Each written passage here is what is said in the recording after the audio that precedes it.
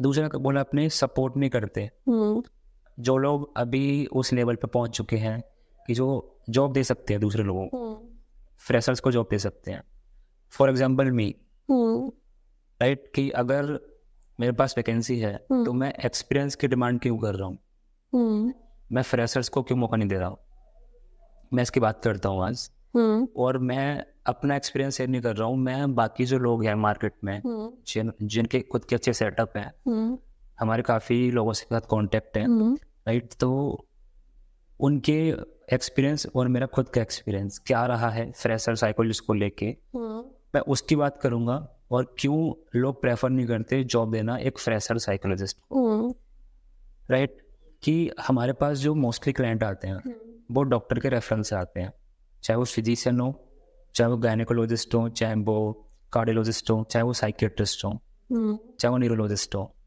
मतलब हमारा 95% जो क्लाइंट है वो थ्रू रेफरल आया है, डॉक्टर्स के थ्रू।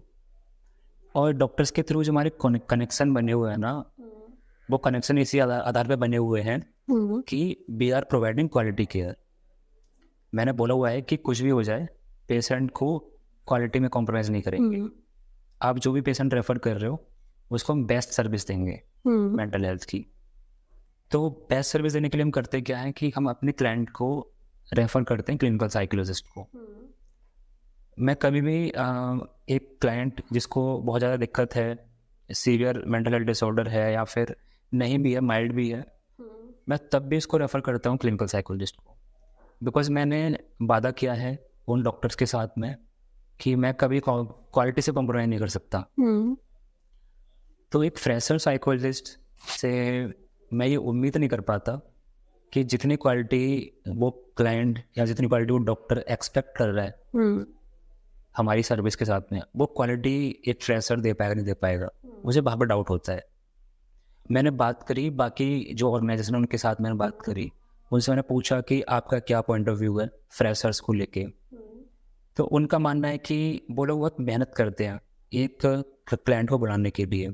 लाइक पेप्टो है, जस्ट डायल है, गूगल एड्स है, मेटा एड्स है, वो काफ़ी स्पेंडिंग करते हैं ऑनलाइन जो मार्केटिंग होती है उसके ऊपर, या ऑफलाइन जो मार्केटिंग होती है उसके ऊपर। उनका काफ़ी अच्छा स्पेंड हो जाता है इस चीज़ के ऊपर। और फिर क्या होता है, क्लाइंट की जब इंक्वायरी आनी शुरू होती हैं तो क्लाइंट डिमांड करता है कि मुझे कौन काउंसलिंग देगा, मेरा कंसर्न ये है।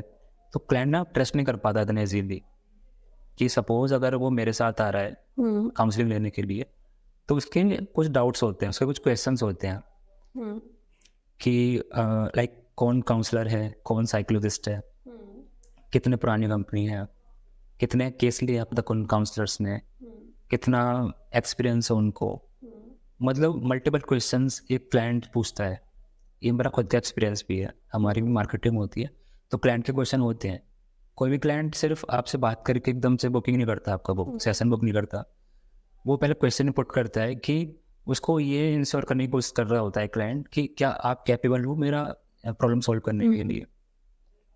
अगर मैं क्लाइंट को ये बोल दूँ कि मेरा साइकोलॉजिस्ट फ्रेशर है और उसने बहुत ज़्यादा सेशन आज तक नहीं दिए, और आपकी जो प्रॉब्लम है वो उसके लिए नहीं है बिल्कुल, उसने नहीं करा आज तक ऐसे उस पर काम, जो कि ऐसा हो सकता है, हायर चांस है कि ऐसा ही होगा। एक फ्रेशर साइकोलॉजिस्ट जिसको नहीं पता अभी ज़्यादा सेशंस के बारे में, बहुत सेशन का एक्सपीरियंस नहीं है उसको, सिर्फ इंटर्नशिप्स और कुछ ट्रेनिंग का ही एक्सपोजर है।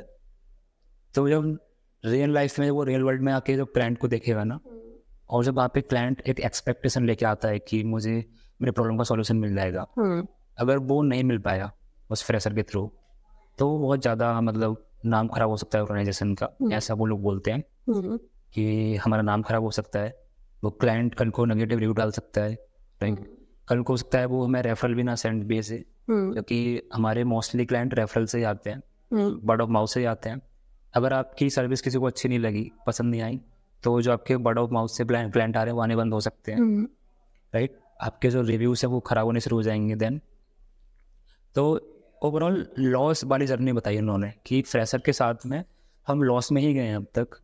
और ये मेरा भी एक्सपीरियंस है कि अगर हमने फ्रेशर को मौका दिया तो ओवरऑल हमने कहीं ना कहीं लॉस ही देखा है। मतलब कोई क्लाइंट एग्री नहीं करता बहुत इजीली कि ठीक है मैं फ्रेशर से सेशन ले लूँगा, मैं बात कर रहा हूँ प्राइवेट ऑर्गेनाइजेशन की। अगर आप गवर्नमेंट में काम कर रहे हो, लाइक आप आरएमएल में काम करते हो, वहाँ तो क्लाइंट की मजबूरी है, वो तो फ्री में आ रहा है वहाँ पर, और आप वहाँ पे बैठे हो, उसको नहीं पता आप कितना एक्सपीरियंस है, वो आपसे पूछेगा भी नहीं फर्स्ट ऑफ ऑल कि आप कितने पढ़े लिखे हो, आप कितना एक्सपीरियंस है, वो कोई नहीं पूछता गवर्नमेंट में। बट प्राइवेट के अंदर बहुत क्वेश्चनिंग होती है, राइट।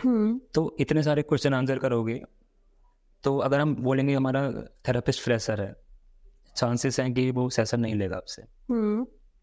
मैं बोलूँगा कि मेरा जो थेरेपिस्ट है वो 20 साल का एक्सपीरियंस है उसको, चांसेस हैं कि वो सेशन मुझसे नहीं लेगा।